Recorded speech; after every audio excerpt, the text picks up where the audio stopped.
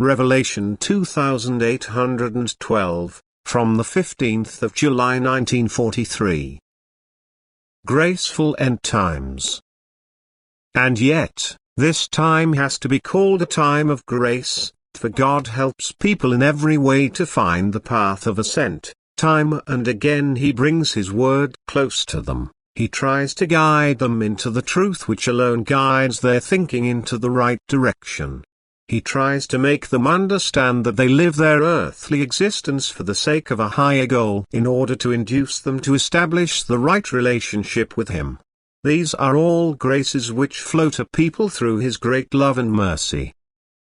And the believing human being is also given extraordinary care in order to be able to successfully endure the final battle of faith. He likewise provides them with extraordinary strength in the form of the divine word which He imparts to them directly and which will strengthen the believers in the most difficult time of affliction. For He will be amongst them and through His visible appearance encourage and strengthen His own to fight for Him. And even if it seems, since the earthly adversity is so great, as if God has abandoned people, He is closer to them than ever. He only waits for their plea in order to be able to strengthen their souls, even if He abandons the body to earthly suffering. For it is not the body which is in danger but only the soul, and the suffering the body has to endure only serves to purify the soul which will thank God for it one day in eternity. Where the human being does not make a decision of his own accord due to the weakness of his will, God urges him to make the decision, for He knows about the human being's weakness of will and comes to his aid, even though the human being as such cannot yet recognize His help. Many an earthly life is shortened and therefore requires increased means of education in this short time. And this is why the time is so extremely sorrowful, and yet it can be a blessing for many who, without suffering, would sink without salvation into the abyss.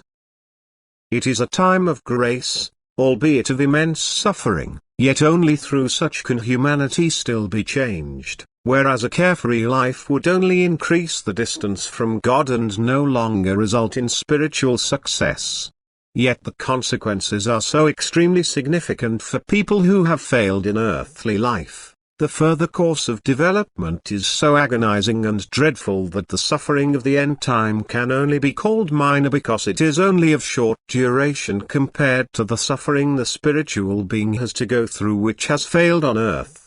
And therefore the suffering on earth must still be regarded as a mercy. After all, it still gives people the opportunity to establish the bond with God and thereby avert the worst from themselves.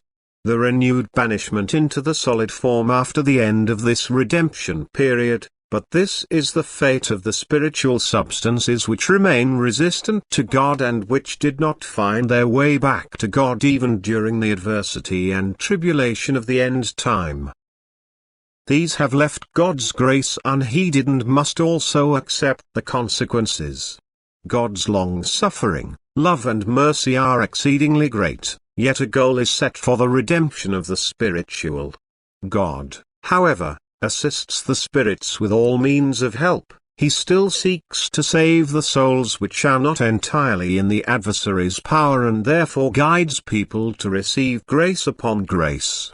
And only their will is required to let this grace take effect, then even the immense suffering of the last days will be a blessing. Amen.